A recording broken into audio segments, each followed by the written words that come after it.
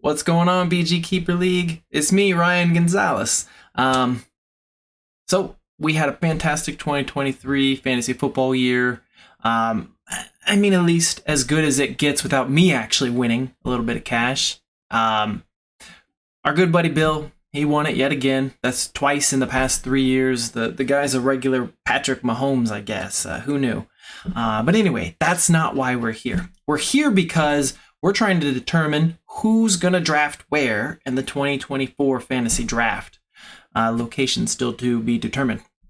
Anyway, so we took the worst 6 teams, the teams that didn't make the playoffs, and we organized them by how they finished the season. The very worst team gets the best odds for the first overall pick.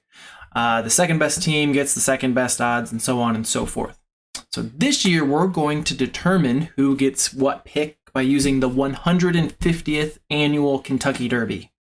So the horse which had the best racing odds to win will go to the worst team, and so on and so forth. And that shakes out like this right here.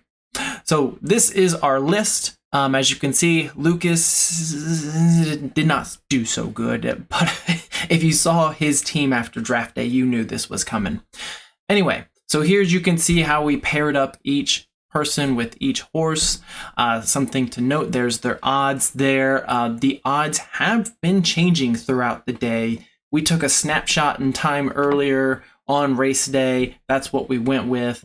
So some things have changed since then. The post number there is the number that is on the horse. It's also their starting position.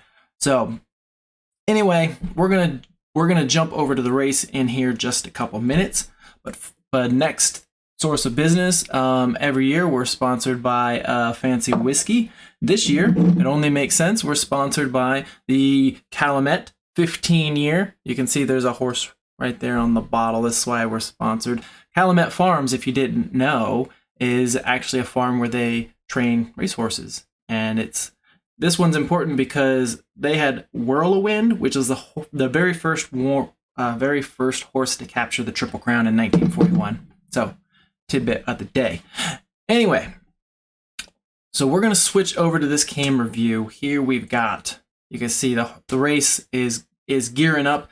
They are moving over to their stables or post positions, whatever you want to call it. So I'm going to pause the video while these little guys get ready for the race, and I'll see you in a minute. Okay, guys, we're back. So as you can see here, we're getting pretty close to this thing being real. They're almost all in their little boxes. I think the only one they were waiting on is number 11, Forever Young. Todd, that's your horse, late as usual. So this thing should be kicking off. 150th time. Here we go. The Kentucky Derby. Cheers. Let's make my video here a little bit smarter. They're off in the Kentucky Derby. Fierceness was off at mid-pack and is trying to recover. Trek Phantom showing good speed today and is racing toward the lead. All right, this is pretty exciting already. I have no idea what's going on, but I don't think any of our horses are doing very good. In Derby 150, and there's 4 across the horse number 6, yeah. 6, 12, 21, 18. Those are none of our horses. Oh, Fierceness. Right there. That's you, Lucas. Maybe not. The first turn, Stronghold is 5th. West Saratoga's in 6th. Mystic Dan in tight toward the rail 7th. Brazilians is wow. So far, not so good for us. But I know we're late bloomers. Let those other horses wear themselves out. I know I'm supposed to be impartial as an announcer here, but of course I am heavily rooting for horse number 1. Leon is 17th. Theo Password is 18th. Endlessly is 19th. And Anna Marie is 20th and last. A demanding pace in the Derby. Oh, we got some movement coming on here. Seconds, and it's Track Phantom, Just Steel, and Fierceness. The 3 of them right across. Let me turn this announcer up a little bit so you guys can hear it. And Mystic Dan is right there. In behind racing for saving ground. Epic Ride starts to move up on the outside. Epic Ride is moving in top 4. None of our horses. But I see no idea what's going on. It's just like, this is like a mishmash of horses and numbers. No idea who's doing anything. I think. Oh, Sierra Leone. Polly, you're making a move. Polly, you're number 2.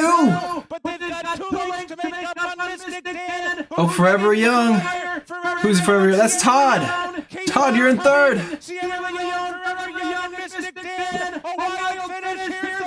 Oh, man. I have no idea. Photo finish. Okay, this is legit exciting. I know Polly and Todd were right there in the mix. We need a recap here. I have no idea who won.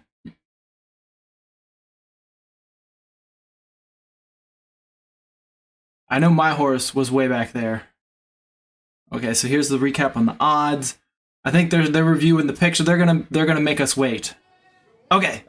Let's check this out. 3-horse photo finish. 3-horse photo finish. Few and far between. Mystic Dan didn't jump.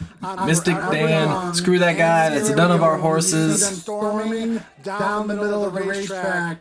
Brian Hernandez Jr., Kenny McPeak won the Kentucky Oaks yesterday with Torpedo Anna. Does this photo go their way? Very close. You'll see on the outside of Sierra Leone. Also, Mystic Dan on the inside of between horses. Forever Young. Polly doing it. Close photo finish at the wire. What do we got? The photo will determine the finish.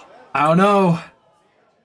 I think it was Sierra Leone. I think it might be Polly. That's what I'm leaning towards. I think it's gonna be Polly and then Todd.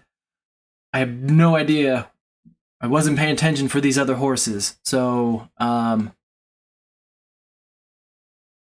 see.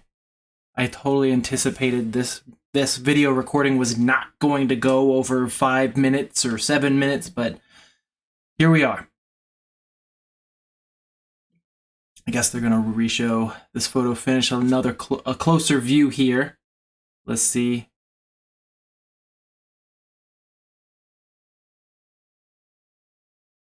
All right, so this is Todd. Oh no, this is Polly's horse right here on the outside. Todd's horse in the middle. I think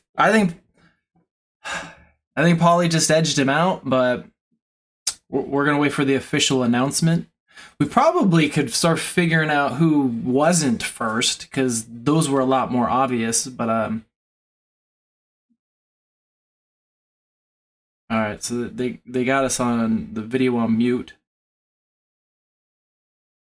We're waiting for more information. That's all I can tell you.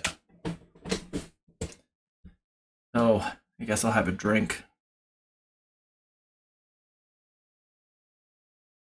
Either way, I know I didn't win. Lucas, I don't know what happened to your horse. You had the best odds to win, and you were nowhere in the top 3 that I saw. We'll see. Maybe you were 3rd. That would be your hope, I guess, at this point. Same thing, Farmer, Scoon, you guys were not even mentioned one time during this whole thing. Neither was my horse. So hopefully they're gonna show a oh, here's the photo finish. That wasn't a very good photo.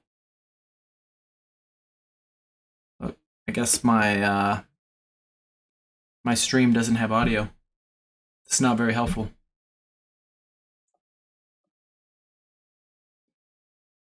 Look, I'm even legally streaming this. Normally, I actually tried to illegally stream this first, and it wasn't working. So I had to find a legal source, and I can't get audio. So you guys are just in the dark as I am. I might have to just cut all of this out because I know you don't want to watch this. I don't want to say any of this. Number 3, Mystic Dan was first. Number 2, Sierra Leone was second. Number 11, Forever Young was third. Number 4, Number 2. That's Polly with the first overall pick. Where's my pen? So Polly is 1. Todd is 2. And all right. Well, I'll thank you for watching the Kentucky Derby with me. I'm gonna update this this draft sheet. Okay, so I had to pause it, wait for everything to shake out. So here is the final view of the photo finish. You can see this Mystic Mac who came in first, and then this horse number 2 right here, that is Polly. That's your horse. Just by a nose, you got the first overall pick over Todd, who is who's going to have the second overall pick. So anyway, let me switch this up, and we're going to take a look at how the rest of the draft shakes out. So we've got the results right here. I will tell you, it's a bit surprising. So we have Polly, first overall pick. Todd, second overall pick. Schoon, the third overall pick. Those horses finished second, third, and fourth place. And then me, with the fourth pick, my horse finished 10th. Very, very disappointing for Lucas.